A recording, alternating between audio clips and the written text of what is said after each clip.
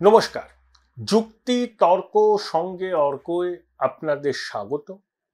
আপনাদের সঙ্গে আমি অর্কপ্রভু সরকার। বিদ্রোহের ঝান্ডাটা অভিষেক বন্দ্যোপাধ্যায় তুলে ধরেছেন, এটাকে আর অস্বীকার করার উপায় নেই। আমি কারণগুলো বলি, তাহলে আমার সুধী দর্শকরা আমি যেটা বলতে চাইছি সেটা হয়তো বুঝতে পারবেন।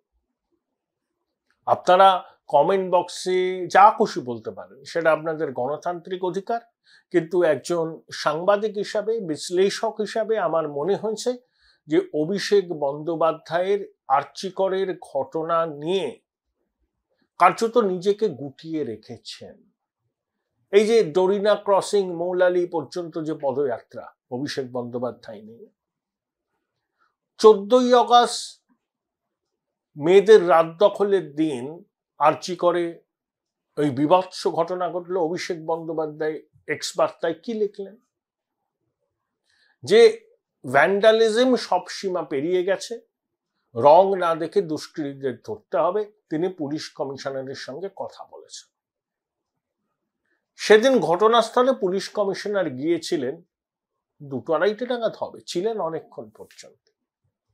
তৃণমূলের একটা সূত্র বলছে, সত্য মিথ্যা জানি না, যে পুলিশ কমিশনার কেন সেদিন রাতে আর্চিকরের সামনে গিয়েছিলেন সেটা নিয়ে মমতা বন্দ্যোপাধ্যায় উষ্মা প্রকাশ করেছেন। তিনি বিনীত গোয়েলের কাছে নাকি জানতে চেয়েছেন যে কেন তিনি গিয়েছিলেন। তখন নাকি বিনীত গোয়েল তাকে বলেন যে অভিষেক বন্দ্যোপাধ্যায় তাকে অনুরোধ করেছিলেন, তাই তিনি গিয়েছিলেন। এক, অভিষেক বন্দ্যোপাধ্যায় 14ই অগাস্ট রাতে এক্স স্যান্ডেলে যে পোস্টটি করেছিলেন সেটা কিন্তু খুব স্পষ্ট ছিল যে সব সীমা পার হয়ে গেছে। এই যে একটা কাল্পনিক রামবামের তত্ত্ব এনেছেন না মুখ্যমন্ত্রী, অর্থাৎ এই তত্ত্বকে তো মানুষ তো গ্রহণ করছে না, অভিষেক বন্দ্যোপাধ্যায়ের অনুগামীরাও কিন্তু এই তত্ত্বকে গ্রহণ করছে না। খুব সাদা চোখে দেখলে বোঝা যায় যে এই কাল্পনিক রাম বাম এই যে তত্ত্ব, এই তত্ত্বটা এতই ঠুনকো, এতই পলকা, ফিউ টেকার্স বলবো কেন, নো টেকার্স কেউ নেই। তৃণমূলের যারা ওই ডরিনা ক্রসিং পর্যন্ত মিছিলে হাঁটলেন তারাও এরা অন্তর থেকে বিশ্বাস করেন সেদিনকের ঘটনার পিছনে রামবাম ছিল। অত শক্তি বিজেপির নেই ওই অঞ্চলে, কলকাতায়। আর বামেরা এখন কোথায়, তাই তো দূরবীন দিয়ে খুঁজতে হয়। লোকসভা নির্বাচনের ফলাফলে বামেদের দৈন্যদশা প্রকট হয়ে উঠেছে। তারা 5-6 হাজার লোককে নিয়ে ভ্যান্ডালিজম চালালো। দেখুন, পতাকা আপনি যে কোনো দলের পতাকা হাতে নিতে পারেন, ওসব পাওয়া যায়। তার মানে এই নয় যে ওই বিজেপি এবং সিপিএম এর লোকজন মিলে হামলা চালিয়েছে। যারা হামলা চালিয়েছে তারা দুষ্কৃতী, তাদের পরিচয় সামনে আসছে। এই ঘটনার প্রতিবাদে তৃণমূল পদযাত্রা করল, ব্লকে ব্লকে বিক্ষোভ, রামবামের তত্ত্ব মুখ্যমন্ত্রী খাওয়াতে চাইলেন, সর্বত্র সমালোচনা। ডায়মন্ড হারবার লোকসভার কেন্দ্রের মধ্যে 7টা বিধানসভা কেন্দ্র আছে, কোথাও ওই প্রতিবাদ কর্মসূচি হয়নি ওই রামবামের ভ্যান্ডালিজমের বিরুদ্ধে। অর্থাৎ অভিষেক বন্দ্যোপাধ্যায় কিন্তু সচেতন ভাবে মমতা বন্দ্যোপাধ্যায়ের সঙ্গে একটা দূরত্ব তৈরি করলেন। খবরের কাগজে বেরিয়েছে যে মুখ্যমন্ত্রীর ভূমিকাতেও অভিষেক হতাশ। আপনারা 18ই অগাস্ট আনন্দবাজার পত্রিকার প্রথম পাতার রিপোর্টটা দেখবেন। বলা হয়েছে, প্রতিবেদক বলছেন যে ক্ষোভ গোপন রাখছেন না অভিষেক, এমনকি মুখ্যমন্ত্রীর আরজিকরের ঘটনা সামলানোর ক্ষেত্রে তার ভূমিকাতেও অভিষেক হতাশ।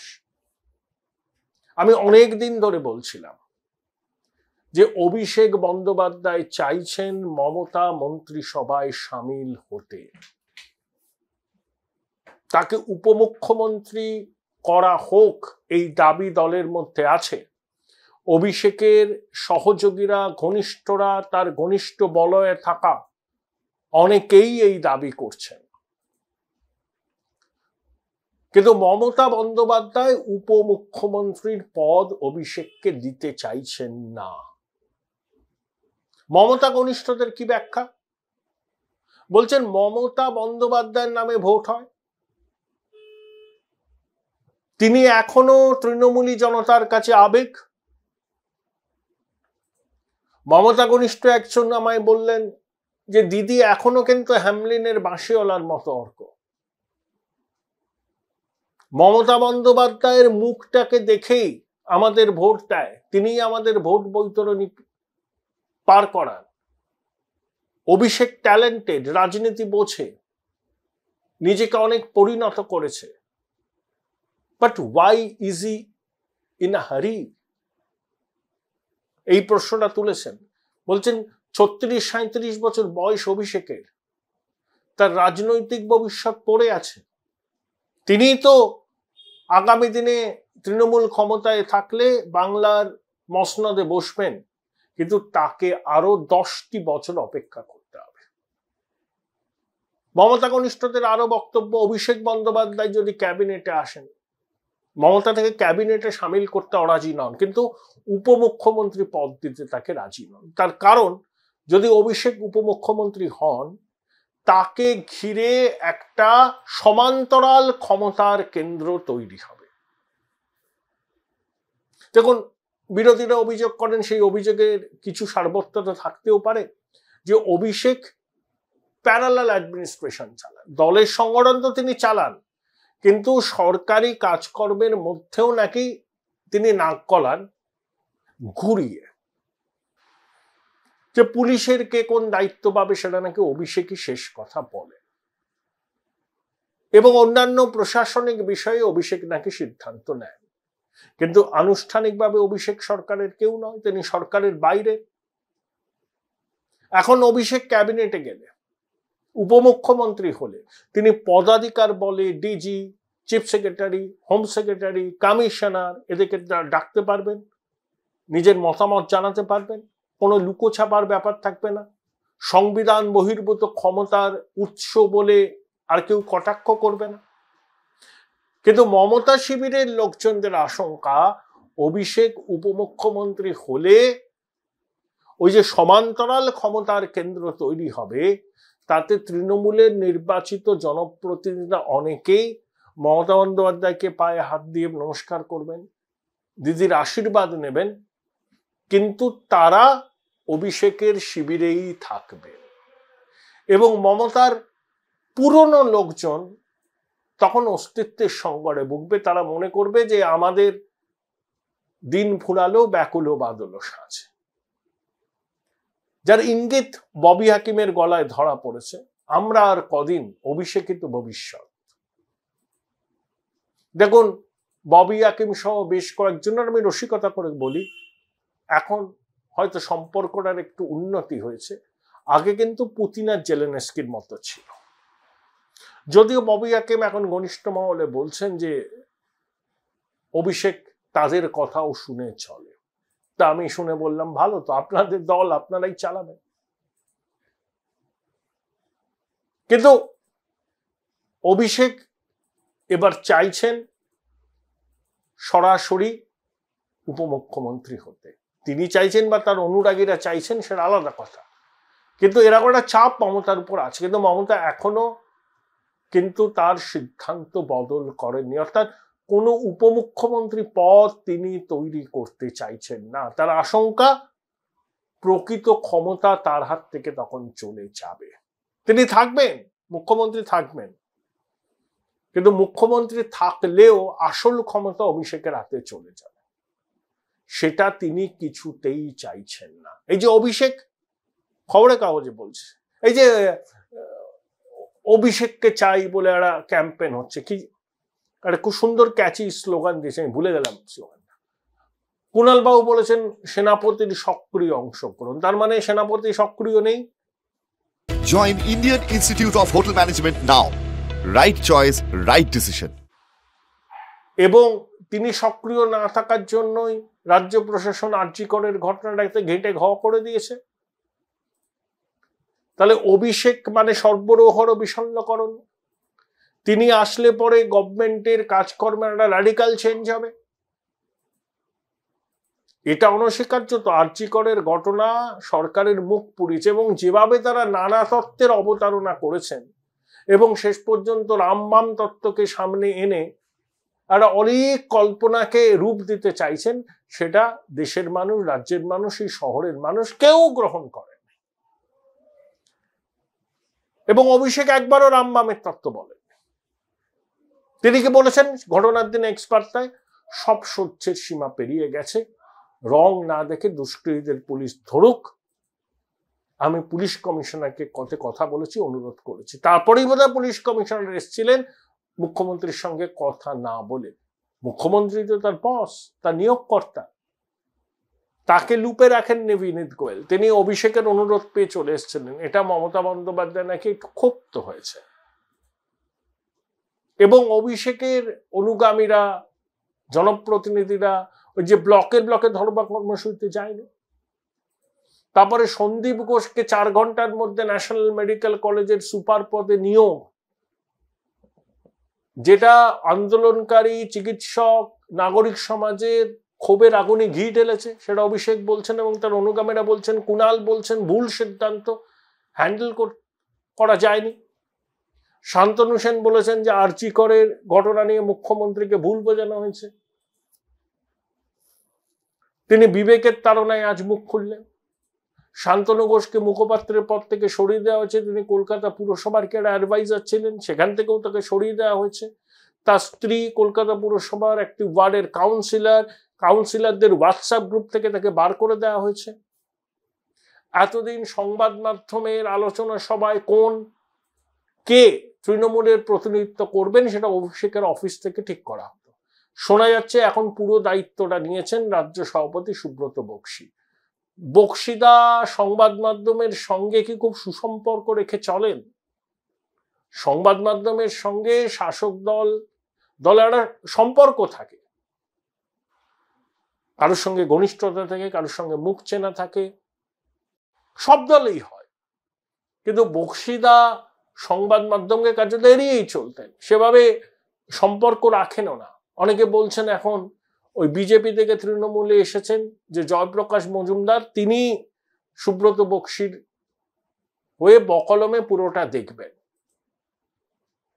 তাহলে অভিষেক তার টিম এখন আর মুখপাত্রের দায়িত্ব সামলাবেন না। সংবাদ মাধ্যমের সঙ্গে যা সম্পর্ক সেটা রাখবেন সুব্রত বক্সী এবং তার সহযোগিতা। মমতা বন্দ্যোপাধ্যায়ের সিদ্ধান্ত। আচ্ছা, এই যে লোকসভা নির্বাচনে তৃণমূল যে ফলটা করলো, 29টা আসন পেল, তাই তো অভিষেকের কৃতিত্ব আছে রে ভাই। আপনি অভিষেককে পছন্দ করতে পারেন, নাও করতে পারেন। আমি তো অভিষেকের সমালোচনা করি, আগেও করেছি, ভবিষ্যতে হলেও করব। কিন্তু একথা অনস্বীকার্য, অভিষেক বক্তা হিসাবে ভালো, হিন্দি ইংরেজিটা ভালো বলে।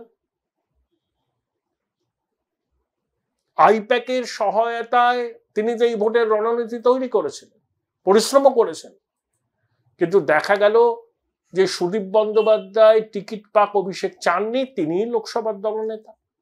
যে সুব্রত বক্সী ফলাফল ঘোষণার দিন অভিষেকের প্রশংসা করতে গেলেন, মমতা বন্দ্যোপাধ্যায় তাকে থামিয়ে দিয়ে বললেন এটা হচ্ছে টিম এফোর্ট। তারপর অভিষেক শপথ নিলেন, সংসদে বক্তৃতা রাখলেন, বিদেশে গেলেন, তারপরে আরজি করের ঘটনা ঘটলো, বাংলাদেশের ঘটনা পরপর ঘটে যাচ্ছে না। অভিষেক কিন্তু গুটিয়ে নিয়েছেন নিজেকে, এবং এটা বলতে তো স্বীকার করতে কোনো অসুবিধা নেই। তৃণমূল নবান্ন আরজি করের ঘটনা, তার অভিঘাত যে জনমানসে কিরকম পড়েছে সেটা জাজ করতেই পারে, এবং জাজ করতে না পারার জন্যই একের পর এক ভুল পদক্ষেপ নিচ্ছে, এবং তাতে মানুষের ক্ষোভ আরো বাড়ছে। দেশ জুড়ে আন্দোলন শুরু হয়েছে, বিশ্বের বিভিন্ন শহরে মানুষ আন্দোলন করছে। এই যে হোম মিনিস্ট্রির একটা নির্দেশিকা যে 2 ঘন্টা অন্তর অন্তর আপডেট দিতে হবে তাদেরকে, আরজি কর সম্পর্কিত কি প্রতিবাদ বিক্ষোভ হচ্ছে, ল অ্যান্ড অর্ডার সিচুয়েশন ইত্যাদি। এই পরিবর্তিত পরিস্থিতিতে কিন্তু প্রবল চাপ তৈরি হয়েছে মমতার উপরে। অভিষেককে উপমুখ্যমন্ত্রী করার বিষয়।